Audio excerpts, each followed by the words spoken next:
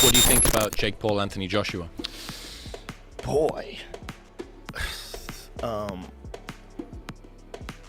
Well, realistically, it's one of the craziest propositions of all time. So not just 6'6", but 6'6", and knows how to use every fucking inch of it. Knows how to keep that stick in your face. He was keep that jab in his face, and that right hand, if it hits you, you're fucked. And he's not worried about you the way he's worried about. Joe Rogan reacted with a mix of disbelief and simple honesty when he learned about Jake Paul possibly fighting Anthony Joshua. Rogan made it clear straight away that Jake had only just battled an elder legend in a safer and more regulated fight. Jake Paul wants to fight that guy. Hey, I'll watch. I'm gonna watch. I'm definitely gonna watch. So you got me there. And if you want to show you're legit by taking on one of the scariest heavyweights alive, Can you get the tail of the tape of Paul and Joshua? They got him to weigh a grade of 245. It's only like 7 pounds less. yeah, that's nothing. And there's some sort of a rehydration clause. Listen, kids, it ain't gonna matter. Joe Rogan may plainly endorse Anthony Joshua, but Teddy Atlas wasn't willing to disregard Jake Paul's role in pushing this bout ahead. Unexpectedly, Atlas finally voiced his opinion and stirred things up by discussing the potential battle between Anthony Joshua and Jake Paul.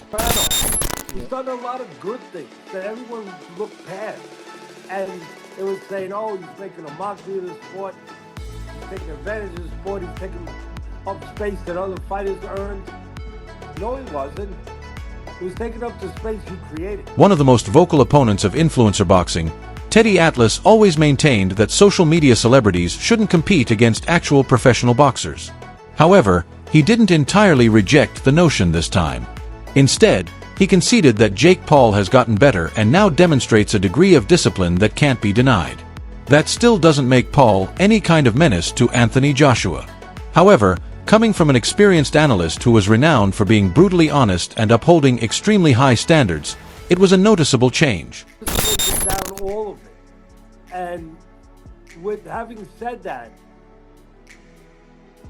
Joshua has been inactive. We don't know where he is mentally. We don't know where he is physically. He's been gone for over a year. We don't know. We know he's coming off a bad loss. It wasn't only Teddy Atlas.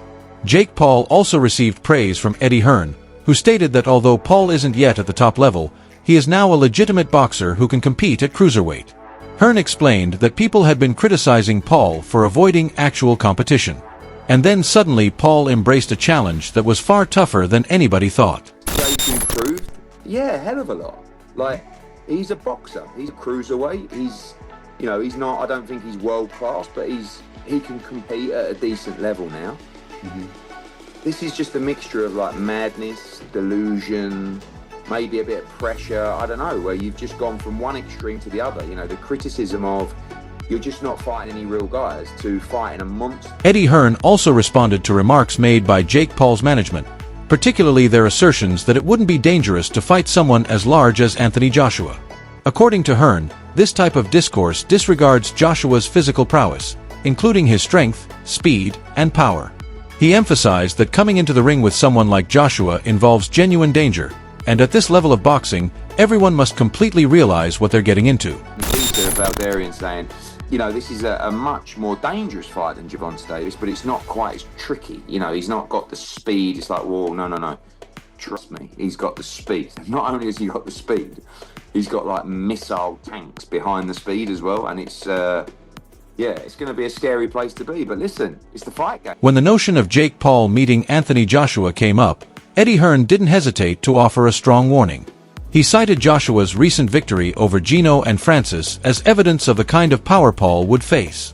Hearn emphasized that Paul is very different from the opponents Joshua has already defeated and that everyone would be surprised by the result once they realized how much stronger, more experienced, and more skilled Paul is than Joshua.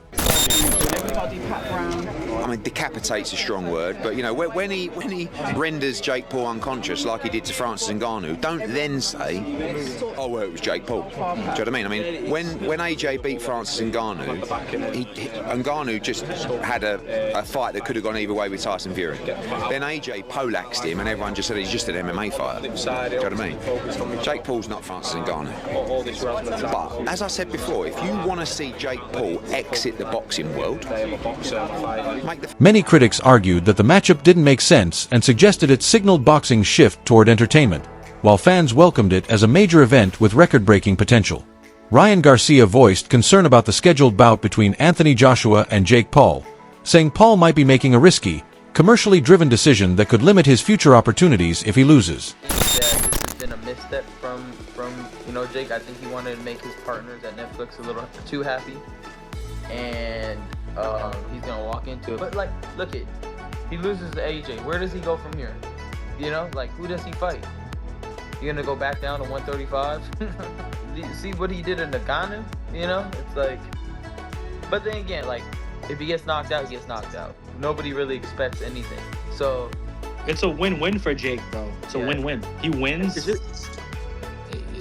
He loses. Nobody expects him to win. You know what I'm saying? So, but who's he gonna, like? I'm not gonna want to fight him after he gets knocked out. You know what I mean? It's like, yeah, but bro, why not? He'd still be a big fight. Ryan Garcia also examined the potential outcome of the fight between Jake Paul and Anthony Joshua and noted that, in many respects, Paul benefited from the circumstances. He argued that since people didn't expect Paul to win, a loss wouldn't truly affect his reputation or his ability to sell future matches. Even if Paul lost, Garcia predicted that he would still draw a lot of attention and money in his subsequent encounter. A guy who just had a boxing match that looks like a sparring match with a 58-year-old Mike Tyson, and then you're going to fight one of the absolute scariest knockout artists in the heavyweight division. I think what Anthony Joshua is a specialist at, he's a specialist at putting knuckles through your brain, you know, and that's what he's going to try to do to Jake Paul. And anything other than that, from a 34-year-old Anthony Joshua, will make us all think it's a fixed fight. Whether or not Joshua can do it, whether or not, I mean, Jake Paul shocks the world and shows us that he really does know how to box really well and moves really good and uses his jab and blows us all away with a strategy and a lot of footwork and movement and brings Usyk into his camp, and or Lomachenko's dad, even better, who's the guy who trained Usyk. He trained Usyk as well. Joe Rogan provided a thorough, analytical breakdown of Anthony Joshua's stature and technique. He clarified that Joshua is able to control distance, maintain the effectiveness of his jab, and deliver knockout power because of his height, reach, and skillful use of his body. Joshua would approach Jake Paul differently than he would a top fighter like Usyk, Rogan continued, since he wouldn't have to exercise as much caution. Rogan emphasized the physical risk that Jake Paul will encounter when discussing the matchup in a somber manner. He made it plain that Joshua is constantly strengthening his power. Additionally, he said that Joshua would be more motivated knowing that a YouTuber was entering his domain. That Jake gravitated towards was Anthony Joshua. Once it became clear Ryan couldn't do the fight as well, Ryan was also something that he was interested in doing. And the deal came together mostly because Jake mentioned this as of March of this year, right? That's the first time he was on a podcast and said, I think I can beat Anthony Joshua. Everyone laughed. At the time, Eddie Hearn said this is another, media attention-seeking moment for Jake Paul. I made it clear then to Eddie and to the media, Jake was serious and we wanted to do it in 2026. We had further conversations with Matchroom in July of this year with the understanding that if Jake got through Tank Davis, and even though that was an exhibition, it was very much structured to be a real fight in every way, shape, and form, then we would look to make Jake versus Joshua in 2026. So that gave us a head start in terms of trying to come to an agreement with Matchroom and AJ, and we were able to get it done. I just want to ask about a couple of those names that you mentioned. Anthony Joshua isn't expected to drain himself before the fight. Instead, increased cardio could make him sharper and more dangerous, especially with something to prove against Jake Paul. Joe Rogan noted Joshua's knockout power as a major threat, though he admitted Paul has a small chance to surprise with top-level training. Purists argued Paul hasn't earned a shot at a former unified heavyweight champion, pointing to the size and experience gap, which fuels the debate between true competition and entertainment-driven boxing. I'm stuck in between because nobody on this green earth would actually turn down 50, 60 million to fight Jake Paul. And people that don't like this will probably watch it because they want to see Jake Paul getting knocked out. So what does it say about AJ and what does it say about Jake Paul? I think I was thinking upside down. For AJ, I thought, Mama's cashing out. He's cashing out because he's going down this minute line. But I thought, in reality, is he? Realistically, he's thinking, you know what? This big mouth YouTuber stroke boxer has the cheek to call me out. I'd be pissed off at that, if I'm honest with you. I'd be upset if I was AJ, thinking, that's disrespect, man. You think you can deal with it? With all the excitement around this possible matchup, the stakes have never fell higher. Jake Paul continues to prove he's more than an influencer, while Anthony Joshua brings veteran experience and real knockout power, setting up a potentially explosive clash. If they do meet in the ring, who do you think wins, and what moment are you most excited to see? Share your thoughts below, and don't forget to like, comment, and subscribe for more fight updates and analysis.